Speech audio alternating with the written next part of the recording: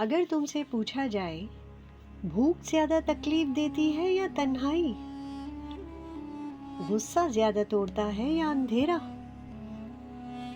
आज की कहानी एक ऐसा वाकया है जो जिंदगी से ली गई एक मिसाल है, जो बताती है सब्र सिर्फ इंतजार का नाम नहीं है, बल्कि अपने इरादे को ना तोड़ देने के हैं। ये कहानी है गरीब लकड़हारे की, जिसका नाम अहमद था, जो पहाड़ों के साए में बसे एक छोटे से गांव में रहता था। उसके 4 बेटे थे और हर बेटा एक अलग अलग मिजाज का था। हसन गुस्से का बहुत तेज था। हमजा हर मुसीबत को देखकर लरस जाने वाला था। आहद बहुत जल्दबाज, मतलब जल्दी फैसला करने वाला था। हाशिम बहुत चुपचाप रहने वाला था। चारों एक ही छत के नीचे पले बड़े, मगर दिल से बिल्कुल अलग अलग रास्ते पर थे। एक दिन गांव में एक अजीब सी खबर फैल गई। पहाड़ की चोटी पर एक ऐसा दरख्त है जो सिर्फ उन लोगों को फल देता है जो अपनी आजमाइश में सच्चे उतरते हैं। लोगों ने इसका नाम सब्र का दरख्त रखा हुआ था। गांव वाले हैरान थे। कुछ लोग इसको अफसाना समझते थे, कुछ लोग कहते थे ये हकीकत का कोई राज है। अब अहमद के चारों बेटों ने तय किया कि वो दरख्त का फल लेकर आएंगे।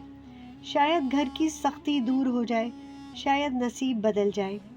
मगर सफर आसान न था। चारों भाई सुबह से निकल गए। पहाड़ी रास्ता लंबा, धूल मिट्टी से भरा हुआ। आगे चल के चारों का भूख से बुरी हालत हो गई। रास्ते में एक बुजुर्ग मिले। बेटा, जो भूख पर सब्र करेगा वो मंजिल के करीब पहुंचेगा, और जो भूख को ना बर्दाश्त कर पाएगा वो वापस चला जाएगा। आहद ने थोड़ी ही देर में पानी मांग लिया, खाने की तलब की। जब ना मिला तो इसे गुस्सा आ गया। बोला, मैं नहीं जा सकता। वो गुस्सा नहीं बल्कि थकन से चीख उठा और पीछे मुड़ गया। पहली आजमाइश में पहला भाई गिर गया। अब 3 भाई रह गए।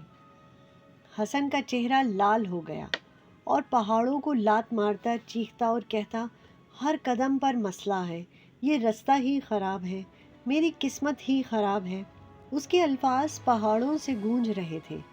आखिरकार दूसरा भाई भी वहीं बैठ गया, थक कर हार गया। दूसरी आजमाइश में दूसरा भाई भी रह गया। अब सिर्फ हमजा और हाशिम रहे। जंगल में रात तेजी से बढ़ रही थी। हवा तेज चल रही थी। जानवरों की आवाज़ों में इजाफा होता जा रहा था। हर आवाज़ जैसे किसी की मौजूदगी का एहसास दिला रही हो, आपके साथ और भी कोई लोग हैं। एक जानवर का साया नजर आया। हमजा का रंग उड़ गया। मैं नहीं जा सकता, ये जंगल भूतिया है। वो लरज उठा और कहने लगा, मैं वापस जा रहा हूँ। हाशिम ने रोकने की कोशिश की, चाहा, मगर खौफ इंसान को अंधा कर देता है। हमजा वापस मुड़ गया। तीसरी आजमाइश में तीसरा भाई भी दम तोड़ गया। हाशिम ने गहरी सांस ली और चलता रहा। धूप ढल गई, रात गुजर गई। सुबह की रोशनी उसके चेहरे पर चमकी। हर कदम सख्त था मगर उसका दिल नरम था। हर मंजिल दूर मगर उसकी नीयत मजबूत। पहाड़ की चोटी के करीब एक फकीर बैठा मिला। उस फकीर की आंखों में अजीब सी रोशनी थी, जैसे उसने पीछे के सारे मंजर देखे हों। फकीर ने पूछा, बकिया लोग कहाँ हैं? हाशिम ने जवाब दिया, एक भूख से, एक गुस्से से, एक खौफ से टूट गया।